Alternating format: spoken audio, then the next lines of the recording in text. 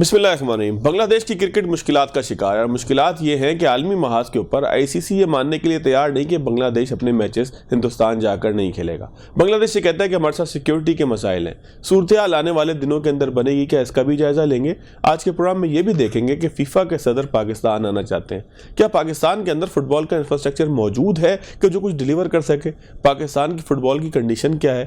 کیا پاکستان میں فیفا کے صدر کی آمد کسی نئے فٹ بال کے معاملے کا پیش خیمہ ثابت ہوگی، یا فٹ بال کے میدان میں پاکستان کبھی کامیاب نہیں ہو سکے گا، زمین اسی طریقے سے بنجر رہے گی؟ اس کے ساتھ ساتھ جائزہ لیں گے آج کے پروگرام کے اندر ایران پہ امریکہ کا ممکنہ حملہ۔ نہ صرف یہ بلکہ اس کے ساتھ یہ بھی دیکھیں گے کہ پیس بورڈ کے حوالے سے آواز یہ اٹھائی جا رہی ہے کہ اس حوالے سے پارلیمنٹ کو اعتماد میں نہیں لیا گیا، کابینہ کو اعتماد میں نہیں لیا گیا۔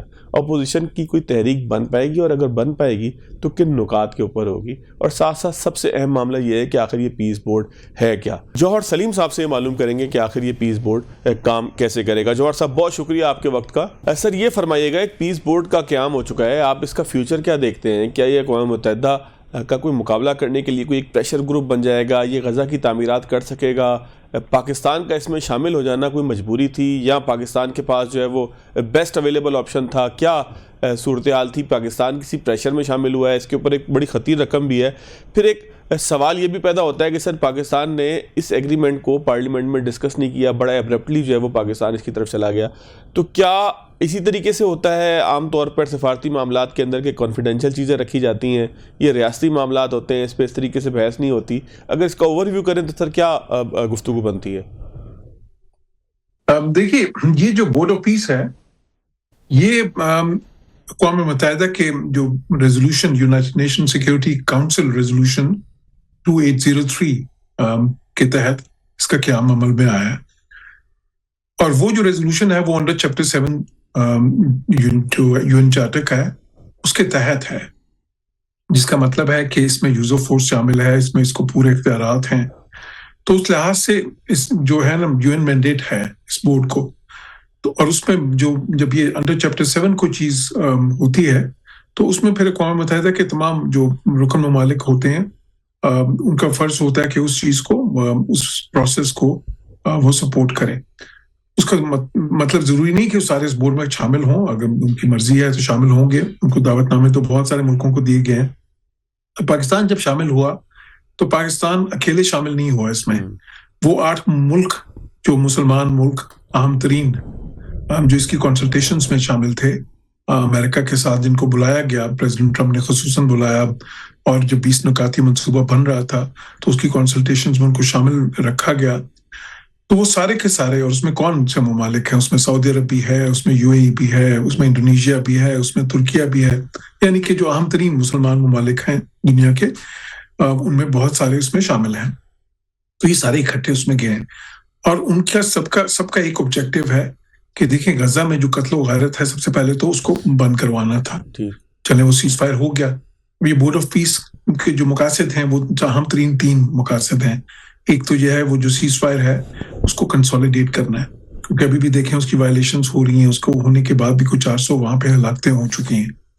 دوسرا اس کا یہ ہے کہ وہاں پہ جو ریکنسٹرکشن ہونی ہے، جو ریہیبلیٹیشن ہونی ہے، کیونکہ دیکھیں وہاں پہ تو 80-90 بلڈنگیں تباہ ہو گئی ہیں، نہ کوئی سڑکیں بچی ہیں، نہ کوئی وہاں پہ بلڈنگز بچی ہیں، نہ لوگوں کے لیے کوئی یہ جو پانی کی سارا انتظام ہوتا ہے، جو الیکٹریسٹی کا انتظام ہوتا ہے، جو ہاسپٹلز ہوتے ہیں، جو اسکول کالج، ہر چیز تباہ ہوئی ہے، وہ سب کی ریکنسٹرکشن ہونی ہے۔ وہاں پہ اشیاء خردنوش کی شدید قلت ہے، اس کی فراہمی ہونی ہے، وہ سارا بھی اس کے تحت ہے۔ پھر اس کے بعد تیسری چیز جو اس میں آتی ہے وہ یہ ہے کہ وہاں پہ ایک جو ٹرانزیشنل جو ہے نا ایڈمنسٹریشن کا قیام ہونا ہے، وہ اس کی بھی جو سپرویژن ہے وہ یہی بورڈ آف پیس کرے گا۔ اسی بورڈ آف پیس کے نیچے ایک ایگزیکٹو کاؤنسل بنی ہے، اس کے نیچے پھر ایک ایگزیکٹو کمیٹی بنی ہے۔ اس کمیٹی میں اس جو کمیٹی ہے اس میں پیلسٹینینز ہیں، پیلسٹینینز رن کریں گے ٹیکنوکریٹک لیول پہ ڈے ٹو ڈے گورننس کی وہاں پہ، لیکن ان کے اوپر ایک ہائی ریپرزینٹیو ہوگا، اور ان کے اوپر ظاہر ہے پھر یہ بورڈ ہوگا۔ تو پاکستان چاہتا ہے کہ ایک تو پاکستان ظاہر ہے کہ یہ دیکھنا چاہتا ہے وہاں پہ کہ وہاں پہ جو سیز فائر مستحکم ہو، وہاں پہ امن قائم ہو، وہاں پہ ریکنسٹرکشن ہو, وہاں پہ جو فلسطینی جو جتنی مشکل صورتحال میں ہے, وہاں پہ تو 22 لاکھ فلسطینی غزہ میں زندگی اور موت کے درمیان لٹکے ہوئے تھے. تو ان کی سسٹیننس, ان کی جو ہے نا ریہیبلیٹیشن, تو اس پروسیس میں پاکستان انگیج ہونا چاہتا ہے, جس طرح باقی بھی اہم ترین مسلمان ممالک جن کی طرف میں نے اشارہ کیا.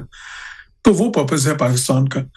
اب یہ بات ٹھیک ہے کہ پریزیڈنٹ ٹرمپ نے کچھ اس طرح کے اشارے دیے ہیں کہ جی یہ بورڈ جو ہے, بورڈ آف پیس, یہ جو دوسرے کانفلکٹس ہیں اس میں بھی کام کرے گا. لیکن یہ پریزیڈنٹ ٹرمپ جو ہے ان کی ظاہر ہے کہ وہ ایک تھوڑے مرکیوریل بھی ہیں اور بہت ساری باتیں کہہ جاتے ہیں جس میں سے ساری قابل عمل کئی بار نہیں بھی ہوتی.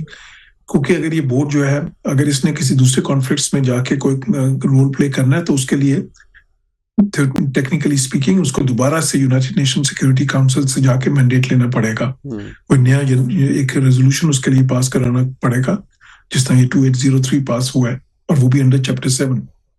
اس کے بغیر تو اس کی قانونی حیثیت پھر وہ جو ہے اس طرح کی نہیں ہوگی. اور پھر جہاں تک سوال ہے کہ یونائٹڈ نیشنز کا کیا ایک پیرالل اس کی مقابلے کی تنظیم بن جائے گا, تو میں ایسا نہیں سمجھتا, کیونکہ اس کی جو حمایت کر رہے ہیں جو ممالک سارے, وہ اس کی حمایت کر رہے ہیں غزہ کے حوالے سے. وہ اس کی حمایت اس لیے نہیں کر رہے کہ یہ پوری دنیا میں ایک اقوام متحدہ کے مقابلے پہ کھڑا ہو جائے. تو اگر پریزیڈنٹ ٹرمپ نے کوئی ایسی چیز کہہ بھی دی ہے, اگر ان کی اگر خواہش بھی ہے یا ان کا ویژن بھی ہے کہ شاید اس کو اس سے زیادہ وسیع بنیادوں پہ استوار کریں, تو اس کے لیے بھی ان کو یونائٹڈ نیشنز کے پاس جانا ہوگا اور پھر سارے ملکوں کی رضامندی چاہیے ہوگی اس کے لیے. تو پاکستان کا جو اس میں رول ہے, دیکھیں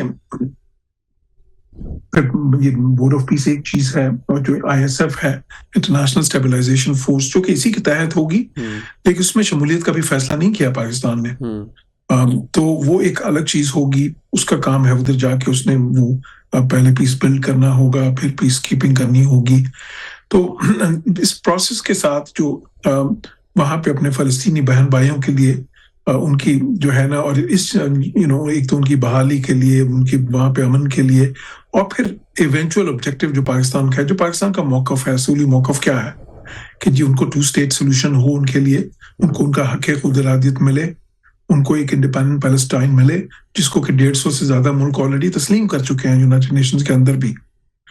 تو اس کے لیے, اور کیونکہ یہ جو ٹرمپ کا پلان ہے, جو 20 نکاتی منصوبہ ہے, اس میں ایک پوائنٹ جو ہے اس بارے میں بھی ہے, جہاں پہ یہ بات ہے کہ اگر یہ جو فلاں کنڈیشنز اگر میٹ ہوں, وہ کنڈیشنز کیا ہیں کہ جی یہاں پہ ڈی ملٹرائزیشن ہو, پھر ڈی ریڈیکلائزیشن ہو, تو پھر اس کے بعد پھر ایک روڈ میپ دیا جائے گا.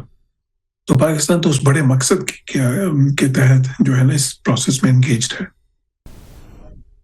اچھا سر, اس میں اب اس کو پارلیمنٹ کے سامنے ہی لایا گیا, اس کے اوپر جو ہے وہ کچھ سیاسی جماعتیں پاکستان میں احتجاج کر رہی ہیں. میں آپ سے کوئی سیاسی بات نہیں کر رہا, میں صرف یہ سمجھنا چاہ رہا ہوں کہ اس طرح کے جو ایگریمنٹس ہوتے ہیں یا کسی پیس کیپنگ مشن کے اندر شامل ہونا ہو, تو اس کے لیے ضروری ہوتا ہے کہ کابینہ یا پارلیمنٹ کی اپروول ہو, یا اس کو سب کو بتایا جائے, اس کی شرائط سب کے سامنے لائی جائیں, یا یہ موضوع اتنا حساس تھا کہ اس کے اوپر پارلیمنٹ تک آیا جاتا, یا اسٹیٹس اسی طریقے سے کام کرتی ہیں, باقی اسٹیٹس نے بھی ایسے ہی کیا, پاکستان نے بھی ایک ڈیو پروسیس جو ہے وہ اپنایا؟ دیکھیں اس میں جو باقی جن ملکوں نے بھی شمولیت اختیار کی ہے, آپ دیکھیں تقریباً 19 ملک اس میں شمولیت اختیار کر چکے ہیں ابھی تک. تو اس میں ہم نے دیکھا کہ کہیں بھی کوئی جو ہے زیادہ اس پہ وہ یہ نہیں ہوا کہ وہ پارلیمنٹس میں لے کے گئے ہیں اور اس کو ڈسکشن ہوئی, اور اس کے بعد جو ہے وہ فیصلے ان کے ایگزیکٹوز نہیں کیے ہیں, کیونکہ وہ اس کا دائرہ کار اس طرح کا نہیں دیکھ رہے جس طرح کہ ٹرمپ کچھ اشارے دے رہے ہیں. اس کا دائرہ کار غزہ کی حد تک دیکھ رہے ہیں, اور اگر اس حد تک ہی اس کا دائرہ کار ہے تو پھر جو ہے وہ دیکھیں پیس کیپنگ مشنز میں تو پاکستان پہلے بھی بہت بارہا شامل ہوتا رہا ہے جو ہے, اور اس میں وہ پارلیمنٹ کے پاس میرے خیال نہیں جاتے رہے جہاں تک مجھے یاد پڑتا ہے.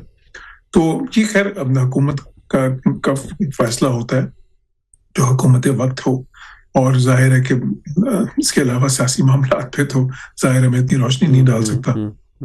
اچھا سر, یہ فرمائیے گا کہ اس کی جو سگنیفیکنس ہے, اس کو کیا ہم جوڑ سکتے ہیں کہ پاکستان کو دعوت ملنا, پاکستان کا اس میں شامل ہو جانا, ٹرمپ کا پاکستان کے جو ہے وہ مارکو روبیو نے بھی کہا کہ پاکستان اس میں شامل ہو رہا ہے, ہم شکریہ اس کا ادا کرتے ہیں, پرانی بات ہے کوئی 4-6 مہینے پہلے کی, ہو سکتا ہے مہینہ پہلے کی ہو. تو سر یہ جو سگنیفیکنس ہے اس کو آپ 10 مئی کا آپریشن سندور، اس سے آپ کنیکٹ کر سکتے ہیں؟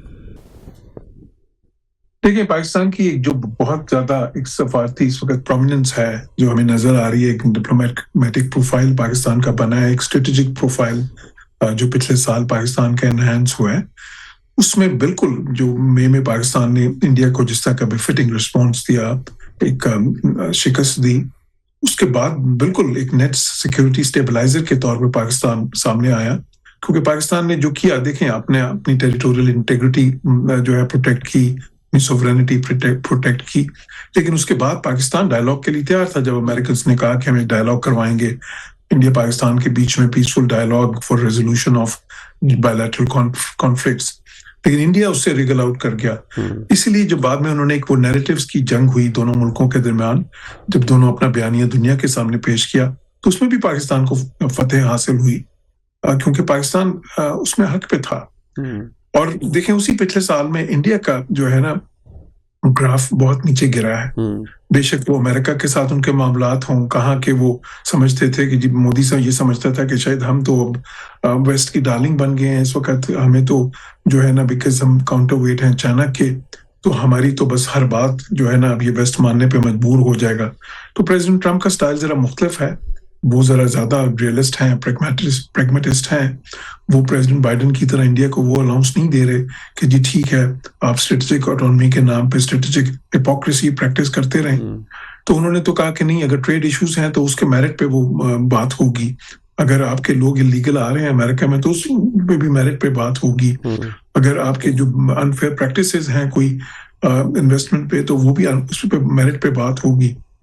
اور اسی لیے پھر ان کے آپس میں تھوڑے سے تعلقات میں بھی آپ نے دیکھا کہ صد مہری آ گئی۔ اسی طرح یورپینس نے بھی دیکھا کہ جی یہ اتنا زیادہ ڈنڈورا پیٹتے تھے کہ یہ جی ویسٹ کے لیے جو ہے نا جو ان کے چائنا کے تحفظ کے لیے جو مغرب کے تحفظات ہیں اس میں یہ بہت زیادہ کام کریں گے، سو کالڈ جو انڈو پیسفک اسٹریٹجی ہے اس میں یہ ایک کلیدی اہمیت ہوگی ان کی۔ تو یہ تو پاکستان سے بھی کوئی اتنے اچھے پرفارمنس نہیں کر سکے جنگ میں، تو چائنا کے آگے کیا کھڑے ہوں گے، تو اس سے بھی ان کی اہمیت گری۔ تو دوسری طرف پاکستان کی جو ہے نا، پاکستان اس کے بعد بھی جس طرح ایک جو ہے نا ایک اپنا رسپانسبل اسٹیٹ کے طور پہ بہیو کیا، مثال کے طور پہ بے شک وہ اسرائیل ایران کا معاملہ تھا جہاں پہ پاکستان نے بہت ہی اصولی موقف اپنایا اور بہت واضح موقف اپنایا، جبکہ ہندوستان نے دیکھیں ہندوستان کہاں تھا اس موقع پہ، وہ بہت زیادہ دوستی کا دم بھرتے تھے ایران کا، لیکن اس وقت جو ہے وہ غائب ہو گئے، بالکل کہیں نظر ہی نہیں آ رہے تھے، نہ کوئی اسٹیٹمنٹس، نہ کوئی ان کی کوئی پوزیشن تھی اس کے اوپر۔ اسی طرح مشرق وسطیٰ پہ بھی وہ کیونکہ اسرائیل کے ساتھ ان کی جو تعلقات ہیں اس کی وجہ سے وہ کوئی واضح پوزیشن نہیں لے سکے، جبکہ پاکستان نے بہت زیادہ اصولی موقف جو ہے اپنایا ایک غزہ کے معاملے پہ بھی، فلسطین کے معاملے پہ بھی۔ اسی طرح باقی بھی جو معاملات تھے انٹرنیشنل، دنیا نے دیکھا کہ وہ اسٹریٹجک آٹونومی کے نام پہ ایک اسٹریٹجک ڈسپشن کر رہے ہیں، جبکہ پاکستان جو ہے نہ صرف ایک رسپانسبل اسٹیٹ کے طور پہ بہیو کر رہا ہے بلکہ ایک پرنسپلڈ اسٹینڈس لیتا ہے ہر چیز پہ، تو اسے پاکستان کا جو پروفائل ہے وہ بہت زیادہ اوپر آیا۔ اچھا سر یہ فرمائیے گا کہ ایران پر امریکہ کا حملہ آپ دیکھتے ہیں کہ شاید کوئی پاسبلٹیز کی بن جائے، جواز کیا امریکہ کے پاس اب ہوگا؟ احتجاج کو جواز ایک وہ بنا رہے تھے، تو کیا ان کو کسی جواز کی ضرورت ہوگی؟ کسی جواز کی ضرورت ہے ہی نہیں امریکہ کو، جس طریقے سے انہوں نے وینزویلا کے ساتھ کیا۔ کیا فیوچر دیکھ رہے ہیں سر؟ کیونکہ کچھ جو ہے وہ ہم دیکھ رہے ہیں کہ عسکری موومنٹ بھی ہو رہی ہے، ایک ملٹری موومنٹ بھی ہے امریکہ کی خطے کی طرف، تو کیا اس حوالے سے پریڈکٹ آپ کرتے ہیں؟ دیکھیے میں اپنے کامنٹس میں پہلے بھی یہ کہا تھا کہ میں نے 3 سینیریوز بتائے تھے۔ میں نے کہا تھا کہ جب یہ سارا کچھ ہو رہا تھا اور پریزیڈنٹ ٹرمپ بار بار کہہ رہے تھے کہ ہم جو ہے نا اسٹرائکس کریں گے اور جی ہم تو ہیلپ از آن دا وے اور بہت ہی زیادہ، تو میں نے کہا تھا کہ امریکنز دیکھیں گے کہ کیا سچویشن رائپ ہے ایک رجیم چینج کے لیے، تو پھر ایک انٹروین کریں گے، براڈ بیسڈ جو ہے انٹروینشن ہوگی وہ بہت زیادہ۔ اچھا اگر ان کو لگا کہ ایسا نہیں ہے تو پھر دوسرا ان کو پاس جو آپشن ہوگا وہ یہ ہوگا کہ جو ان کے لمیٹڈ آبجیکٹیوز ہیں کہ ایران کا نیوکلیر پروگرام جو ہے اس کو بالکل کنٹین کر دیں یا ختم کر دیں، اور جو ان کا میزائل پروگرام ہے اس کو بھی بہت ہی زیادہ ڈیمیج کر دیں، اس کے لیے وہ لمیٹڈ اسٹرائکس کر سکتے ہیں۔ اور تیسری یہ ہے کہ اگر ایران پہ جب اتنا پریشر آ گیا اور ایران نے خود ہی نیگوسیشنز میں یہ بات مان لی تو پھر شاید اس کی ضرورت نہ پڑے، تو ابھی بھی وہی سچویشن ہے کہ پہلی چیز تو چلیں آف دا ٹیبل ہے اس وقت, کیونکہ وہاں پہ وہ جو چیز ہے کہ جو ایک پروٹیسٹ تھی وہ اب اس طرح کی نہیں رہی, تو وہ چیز جو ان سے رجیم چینج تو فوری طور پہ وہ سچویشن اس کے لیے رائٹ نہیں ہے, تو کلیئر ہو گیا نا. لیکن جو دوسری چیز ہے جو ان کا دوسرا ہدف تھا کہ جو نیوکلیر پروگرام, اور جو اسرائیل کا بھی ہے ان کا مشترکہ ہدف ہے, وہ ایران کا بالکل ختم ہو جائے, ان کا میزائل پروگرام ختم ہو جائے, وہ ہدف ابھی بھی ہے. اس پہ وہ دیکھیں گے کہ کیا ایران نیگوشیٹ کرتا ہے, اور اگر ایران ان کی کنڈیشنز مانے گا تو پھر وہ جو ہے نا اس کے بغیر ہی اسٹرائکس کے کام چل جائے گا. پر اگر ان کو لگا کہ ایران نہیں مان رہا اور ایران جو ہے اس کیپیسٹی کی طرف ان کے نزدیک ان کے پرسپیکٹو میں بڑھ رہا ہے اور ایران کا میزائل پروگرام بھی زیادہ اسٹرانگ ہو رہا ہے, تو پھر وہ لمیٹڈ اسٹرائکس کر سکتے ہیں. بہت شکریہ جوہر سلیم صاحب. سر آپ کے وقت کا. ناظرین ایک بریک لیں گے, بریک کے بعد آگے چلیں گے تو کچھ کھیلوں کے معاملات کے اوپر ڈسکشن کریں گے. بریک کے بعد خوش آمدید. کچھ بات ہو جائے کرکٹ کی اور دیگر کھیلوں کی بھی. کرکٹ کے ساتھ ساتھ فٹ بال کا بھی ایک معاملہ ہے, وہ بھی ڈسکس کریں گے. مرزا اقبال بیگ صاحب میرے ساتھ موجود ہیں. بیگ صاحب بہت شکریہ آپ کے وقت کا. بیگ صاحب یہ معاملہ شروع ہوا تھا کہ جب ہندوستان نے پاکستان آنے سے انکار کیا تھا اور چیمپئنز ٹرافی کا ایک معاملہ تھا, پھر پاکستان ہندوستان کے درمیان ایک معاہدہ ہوا, یہ ایک انڈرسٹینڈنگ ہوئی جسے ہم ہائبرڈ ماڈل کی ایک انڈرسٹینڈنگ کہتے ہیں. اب اگر کوئی دوسرا ملک بھی چاہتا ہے کہ وہ بھی کوئی ہائبرڈ ماڈل کی طرف چلا جائے تو پھر آئی سی سی اس کو الاؤ نہیں کرتا. جب آپ نے ایک پریسیڈنٹ سیٹ کر دیا کہ کوئی ملک آپ کے دوسرے ملک میں جا کے کھیلنا نہیں چاہتا, تو پھر اب بنگلہ دیش کے معاملے میں آئی سی سی کا یہ دورہ معیار کیوں ہے؟ کیا کمزور ٹیم ہونے کی وجہ سے ہے, کیا ہندوستان ہونے کی وجہ سے ہے؟ آخر معاملہ کیا ہے؟ ماضی میں اس طرح کی کوئی مثال ملتی ہے؟ کیا فیوچر آپ اس کا دیکھتے ہیں؟ بنگلہ دیش نے دوبارہ بھی درخواست کی ہے کہ جی آپ ہمیں کھلائیں لیکن کسی اور ملک میں. بہت بہت شکریہ فواد. دراصل معاملہ یہ ہے کہ اس وقت بھارت جو ہے وہ کرکٹ کا دادا اور ہنڈا بنا ہوا ہے, کیونکہ اسے اپنے پیسے پہ بڑا زوم ہے. اور آپ اس بات کا اندازہ اس سے لگا سکتے ہیں کہ جو ابھی بورڈ میٹنگ ہوئی تھی بنگلہ دیش کے معاملے پر آئی سی سی کی, اس بورڈ میٹنگ میں سوائے پاکستان اور بنگلہ دیش کے بقیہ 14 ممالک نے اس بات پر اتفاق کیا کہ اگر بنگلہ دیش سری لنکا میں آ کر بھارت میں کھیلنا چاہتا ہے اور سری لنکا میں آ کر کھیلنا چاہتا ہے, بھارت میں نہیں کھیلنا چاہتا, تو اس کو نکال کر اسکاٹ لینڈ کو لایا جائے. تو اس کا مطلب ہے کہ بھارت ڈومینیٹ کر رہا ہے انٹرنیشنل کرکٹ کاؤنسل کو. جو بھارتی ذرائع وہ یہ کہتے ہیں کہ جناب تاخیر کر دی اس طرح کی چیزوں میں, جس طرح چیمپئنز ٹرافی جب پاکستان میں ہو رہی تھی تو بھارت نے 2-3 مہینے پہلے کہا تھا کہ جی ہم نہیں جائیں گے, ہمیں سیکورٹی خدشات ہے. لیکن جو آپ نے شروع میں کہا نا فواد, دوہرا معیار ہے. اس وقت تو انہوں نے کہا آئی سی سی نے کہ جی جب کوئی ملک کی حکومت اس کو کھیلنے کی اجازت نہیں دے رہی تو اس صورت میں اس کے میچز کہیں اور کرائے جائیں, اور یہ موقف انہوں نے بھارت کے ساتھ اختیار کیا. لیکن اب جبکہ بنگلہ دیش کرکٹ بورڈ یہ کہہ رہا ہے کہ ہماری حکومت سیکورٹی خدشات کی بنیاد پر نہیں کھیلنا چاہتی بھارت میں جا کر, تو اس کے خلاف جو ہے ایک طرح سے کارروائی شروع کر دی گئی ہے کہ جی انہوں نے ڈیڈ لائن دے دی. اور پھر اس کے بعد اب یہ فیصلہ ہوا ہے کہ جناب اب اعلان ابھی تک آفیشلی آئی سی سی نے نہیں کیا ہے.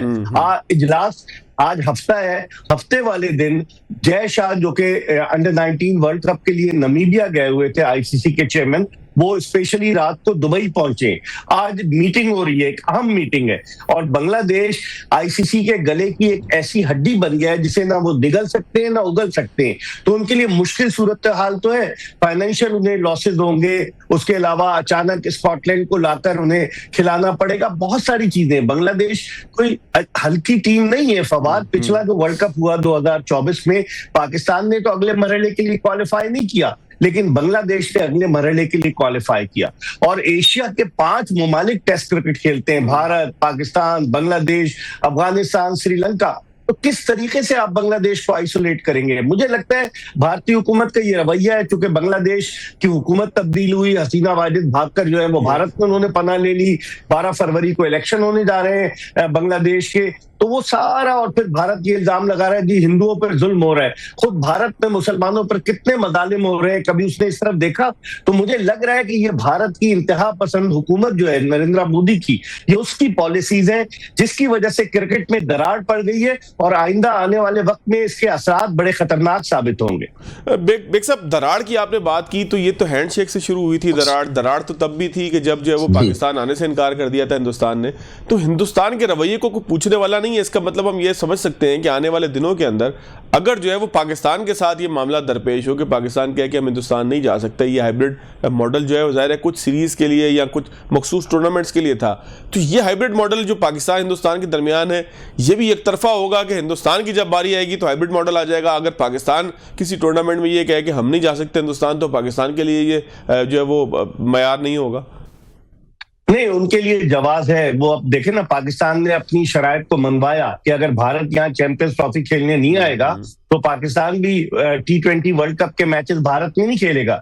یہی وجہ ہے کہ 7 فروری سے جو T20 ورلڈ کپ شروع ہو رہا ہے اس کا جو شیڈول ترتیب دیا گیا ہے, پاکستان کے تمام میچز سری لنکا میں ہیں. اور اگر سیمی فائنل میں پاکستان پہنچتا ہے انشاءاللہ یا فائنل میں, تو وہ بھی ٹینٹیٹیولی سری لنکا میں رکھا گیا ہے. تو یہاں تو پاکستان نے اپنی بات منوائی ہے کہ کسی طریقے سے. لیکن جو آپ نے دراڑ کی بات کی فواد, مجھے لگتا ہے اس کے اثرات آئندہ آنے والے دنوں میں بڑے خطرناک ثابت ہوں گے. اب کرکٹ کو سیاست کا وہ اکھاڑا بنا دیا گیا ہے اگر آپ حقیقت کی نگاہ سے دیکھیں. اور جب سے 2014 سے نریندرا مودی کی حکومت آئی ہے بھارت میں, انہوں نے کرکٹ کو ایز اے ٹول استعمال کیا ہے, کیونکہ 1.25 ارب کی آبادی والا بھارت جہاں کرکٹ بڑا مقبول کھیل ہے اور پھر ان کے پاس اسپانسر بھی بہت زیادہ ہے, تو وہ اس کو عوام کے جذبات کی جسے کہتے ہیں کہ نبض سمجھتے ہیں. وہ سمجھتے ہیں کہ کرکٹ کو ہم ایز اے ٹول استعمال کریں گے جس سے ہم عوام میں ہماری مقبولیت بڑھے گی.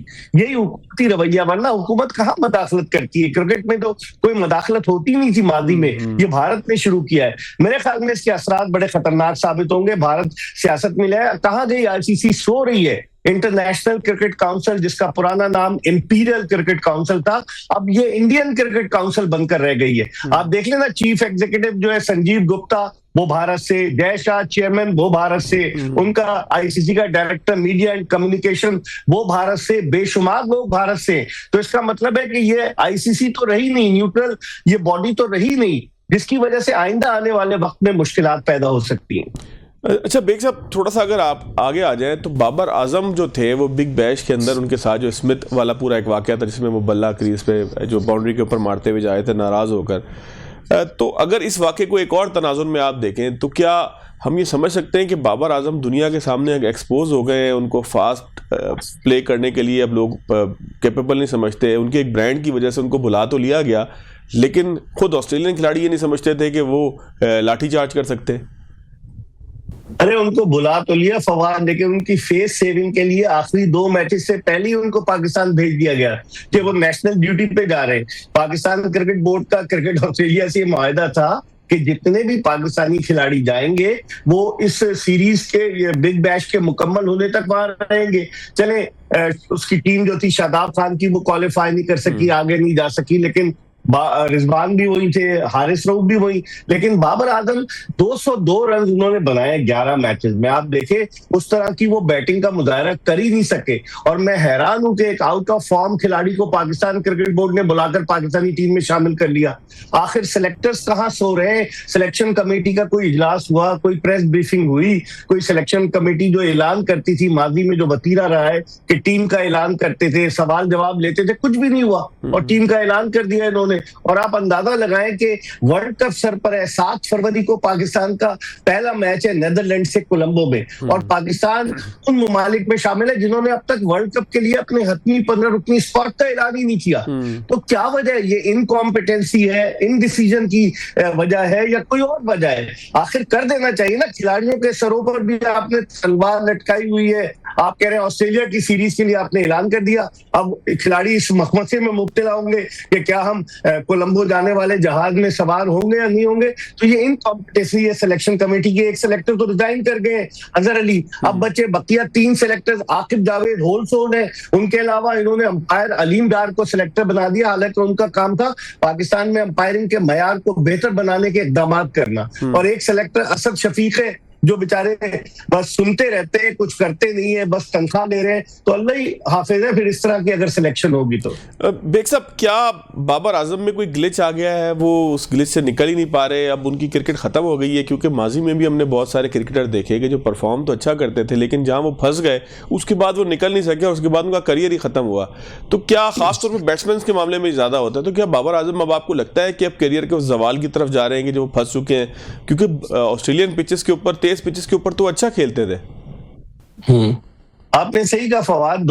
مئی 2015 میں بابر اعظم نے اپنے کیریئر کا پہلا international match Gaddafi stadium Lahore میں زمبابوے کے خلاف کھیلا. 10 برس سے زیادہ کا عرصہ ہو گیا. اتار چڑھاؤ آتے ہیں کرکٹرز کی, بیٹسمین کی فارم خراب ہوتی ہے, لیکن مجھے لگتا ہے کہ بابر اعظم کو جو ہائپ ملی ہے, جو ان کے ایجنٹ ہیں, جو ان کی پروموٹنگ ایجنسی ہے, انہوں نے ان کو ایسی جگہ پر لا کر کھڑا کر دیا ہے جو بند گلی ہے, جہاں سے واپسی کا راستہ نہیں. اگر آپ پرفارم کریں گے تو آپ کھیلیں گے. اب آپ دیکھیں سڈنی سکسرز نے سب سے مہنگا کرکٹر خریدا تھا بابر اعظم کو اس توقع پر کہ وہ پرفارم کریں گے, لیکن کیا 202 رنز 11 میچز میں, صرف 2 نصف سینچریاں, اسٹرائک ریٹ ان کا دیکھ لیں. انہوں نے سڈنی میں ان کے لیے ایک اسٹینڈ بھی بنایا سڈنی کرکٹ گراؤنڈ میں بابرستان کے نام سے, لیکن یہ اس کو کیش نہیں کر سکے. تو مجھے لگتا ہے کہ جب آدمی اپنی پھوپھا میں آ جائے کہ کہے کہ بس مجھ سے بڑا کوئی کھلاڑی نہیں ہے, بابر اعظم کا رویہ بہت سارے لوگ آپ کو بتائیں گے کہ جب انہوں نے شہرت کی بلندیوں کو چھوا تو ان کا رویہ یکسر تبدیل ہو گیا. تو یہ عزت, دولت, شہرت, اس کو ہضم کرنا بڑے ظرف کی بات ہوتی ہے. مجھے لگتا ہے وہ ان کے دماغ پہ سوار ہو گئی شہرت, جس کی وجہ سے ان کی کارکردگی میں زوال پیدا ہوا ہے. بلکہ یہ ہے کہ وہ اپنے فینز, میرے جیسے فینز جو ہیں, وہ بھی آج آپ سے سوال کر رہے ہیں کہ کیا بابر گلچ میں آ گئے, تباہ ہو گئے, برباد ہو گئے. ورنہ بیگ صاحب ہم تو بابر کے بڑے فین تھے, ہم تو کوشش کرتے تھے وہ سوال ہی نہ کریں کہ جس میں بابر اعظم کے حوالے سے کوئی ایسی بات آ جائے کہ جس سے جو ہے وہ ہمیں جو ہے نقصان پہنچے, ہمیں دکھ پہنچے. لیکن اب صورتحال یہ آ گئی, جب کرکٹر پرفارم نہیں کرتا تو الٹیمیٹلی پھر کویشچنز بھی ہوتے ہیں اور پھر وہ فین کلب بھی کھوتا جاتا ہے. اچھا, ایک معاملہ ہوا ہے کل, بڑی سارا دن بڑی خبریں چلتی رہی, قومی کرکٹر سے فراڈ ہو گیا ہے. تو اس کو کوئی آپ اس قابل سمجھتے ہیں کہ اس پہ تبصرہ کیا جائے, یا یہ لیفٹ کرنے والی ہے؟ دیکھیں, ایک تو بابر کو میں جواب دوں فواد, جو آپ بھی فین تھے, کنگ بابر ہو گئے تھے نا, ان کو کنگ بنا دیا تھا, بادشاہ سلامت بنا دیا تھا, اور وہ ان کو سب ان کی جو ایجنسی ہے جو ان کو چلاتی تھی سایہ کارپوریشن, انہوں نے کنگ بابر بنایا تھا. اب بیچارے بابر اعظم اسٹرگل کر رہے ہیں, دعا کریں پاکستان کے لیے کھیلیں, پاکستان کی سب کیپ انہوں نے اپنے سر پر سجائی ہے, کچھ پرفارم کرے. جہاں تک اربوں روپے مالیت کے معاملے کا تعلق ہے تو پاکستان کے ایک فارمر کیپٹن جو تھے, ان کے کہنے پر بقیہ کھلاڑیوں نے انویسٹمنٹ کی, اور یہ تو اب پاکستان میں ٹرینڈ چل نکلا ہے. آپ نے ڈبل شاہ کا بھی پڑھا ہوگا, آپ تو سیاست کی پروگرام کرتے ہیں, دیکھا ہوگا, اور بھی کئی جگہوں پر آپ نے دیکھا ہوگا کہ لوگ منافع کے لالچ میں اپنی جمع پونجی لگا دیتے ہیں, اور پھر 2-3 مہینے تک انہیں منافع ملتا ہے, اور پھر اس کے بعد وہ بالکل در بدر سرگردہ و پریشان پھرتے رہتے ہیں. یہی ہوا. وہ صاحب امریکہ میں ہے, میں ان کا نام نہیں ڈسکلوز کروں گا, مجھے ان کا نام پتا ہے. اور بابر اعظم نے دلچسپ بات کی کہ ان کی کمپنی کے اشتہار میں بھی کام کیا ہے. دلچسپ بات ہے. ہاں, تو وہ سب کرکٹرز نے جو پیسے کی چمک نے کرکٹرز کی آنکھوں کو خیرہ کر دیا تھا. اور بات کہ ایک آدمی اتنا زیادہ منافع دے رہا ہے, بعض لوگ تو یہ کہہ رہے تھے کہ جو ان سے کانٹریکٹ ہوا تھا اس میں یہ تھا کہ جناب ہم آپ کو منافع دیتے رہیں گے, اور اگر ہمارا نقصان ہوگا تو ہم برداشت کریں گے. تو انہوں نے کہا اس سے اچھی کیا ڈیل ہو سکتی ہے کہ نقصان بھی وہی برداشت کر رہا ہے تو منافع بھی دے رہا ہے. اس میں کئی کرکٹرز کے پیسے شامل ہیں, اور بیچارے اب کرکٹرز جو ہیں وہ اس کو منظر عام پر نہیں لائے. لیکن ایک ہمارے دوست ہیں ثناء اللہ خان, وہ یوٹیوب کرتے ہیں, وہ دنیا نیوز سے بھی وابستہ رہے, انہوں نے یہ بریک کی سٹوری, اور مجھے نام پتا ہے اس صاحب کا, وہ صاحب غائب ہیں, لیکن اب یہ خبریں آ رہی ہیں کہ ان کو اپروچ کیا جا رہا ہے. وہ امریکہ میں ہوتے ہیں صاحب جنہوں نے انویسٹمنٹ کرائی ہے, اور وہ پاکستان میں بھی کئی جگہوں پر انہوں نے اسپانسرشپ کی ہے. تو اب دیکھیں کہ کس طریقے سے وہ پکڑے جاتے ہیں. اس میں یہ 7 ستمبر 7 سمندر پار کی جو انویسٹمنٹ تھی یہ ڈوب گئی ہے, مجھے لگتا ہے ڈوب گئی. اس میں سب سے کم پیسے جو تھے وہ آصف علی کے تھے, 1 کروڑ روپے. بقیہ کسی کے 10 کروڑ, کسی کے 30 کروڑ, جن صاحب نے کروائی انویسٹمنٹ ان کے 40 کروڑ. تو 2 ارب سے زیادہ پیسے بن رہے ہیں یہ کرکٹرز کے. تو اب آپ دیکھیں کہ کیا ہوتا ہے آئندہ آنے والے دنوں میں. لیکن کہتے ہیں نا کہ لالچ بری بلا ہے, لالچ پھر انسان کی آنکھوں پہ پٹی باندھ دیتی ہے. اچھا, بیگ صاحب ایک آخری چیز پہ تبصرہ کر جائے گا. فیفا کے صدر کہتے ہیں وہ پاکستان آئیں گے, پاکستان میں بڑا پوٹینشیل ان کو نظر آتا ہے. کیا فٹ بال کا پوٹینشیل پاکستان میں لیاری کے علاوہ بھی کہیں پر آپ نے دیکھا؟ اتنے عرصے سے آپ اسپورٹس کی جو ہے وہ رپورٹنگ کر رہے ہیں, تو پاکستان میں مجھے تو کوئی سنجیدہ آدمی نظر نہیں آیا فٹ بال کھیلتا ہوا, بلکہ یہ تو سلپ ہو گئے تھے ایک دفعہ جا کے کسی ملک میں. نہیں دیکھیں, دراصل فٹ بال کی جو سیاست رہی ہے نا فہد پاکستان میں, جس کی وجہ سے انٹرنیشنل فٹ بال فیڈریشن جو فیفا ہے اس نے پاکستان کے لیے ایک نارملائزیشن کمیٹی بنائی کہ الیکشن کرائے گی, یہ سب کچھ ہوا.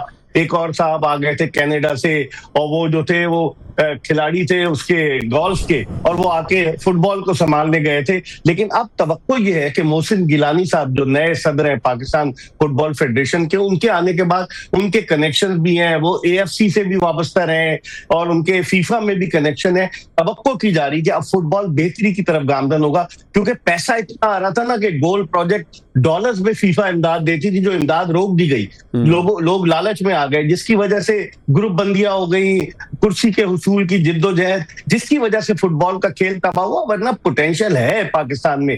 دیاری کے علاوہ بھی آپ دیکھیں کہ وہ بیلٹ جو ہے, جیسے کہنا چاہیے کہ راول پنڈی کی طرف جسے کہتے ہیں, وہ کیا کہتے ہیں اس بیلٹ کو, جتنے لڑکے ہیں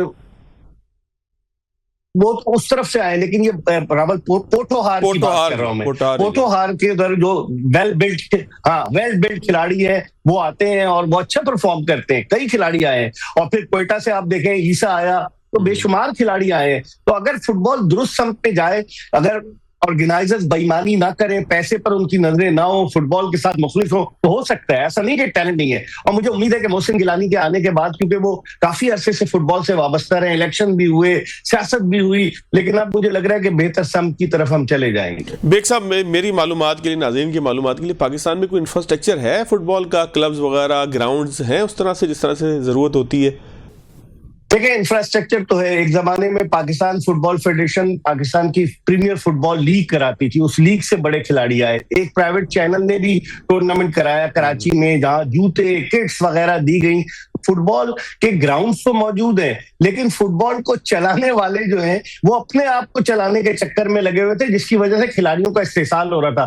آپ نے دیکھا ہوگا کہ فٹ بال کے حوالے سے مظاہرے بھی ہوئے کہ نارملائزیشن کمیٹی کو ختم کیا جائے, اور بہت ساری چیزیں جو ہے وہ سامنے آئی. تو اب دیکھیں, اللہ کرے کہ پاکستان میں فٹ بال بہتر ہے, ایسا نہیں کہ آپ نا امید ہو جائیں. لیکن محسن گیلانی سے توقعات وابستہ ہیں, بشرطے کہ وہ سیاست کی نظر نہ ہو جائے. وہ کمپیٹنٹ آدمی ہے, ینگ ہے, کام کرنا چاہتے ہیں. میرے رشتہ دار نہیں جو میں ان کی تعریف کر رہا ہوں, لیکن میں نے جو آبزرو کیا ہے, میں الیکشن میں بھی گیا تھا جب لاسٹ ایئر مئی میں الیکشن ہوئے تھے لاہور کے 5 اسٹار ہوٹل میں, تو میں نے دیکھا محسن گیلانی ایکٹیو ہے. اور اب آپ دیکھیں کہ کراچی میں فروری کے پہلے ہفتے میں چیلنج کپ فٹ بال ٹورنامنٹ ہو رہا ہے, جس میں پاکستان کے تمام فٹ بالرز حصہ لیں گے. تو محسن گیلانی سے کہتے ہیں نا کہ اچھے کی توقع رکھیں تو اچھا ہی ہوگا. بہت شکریہ بیگ صاحب آپ کے وقت کا, بڑی تفصیل کے ساتھ اس کھیل سے جڑے معاملات کے اوپر ڈسکس ہوئی. ناظرین, آج کے پروگرام سے اتنا ہی اجازت دیجیے گا. اللہ.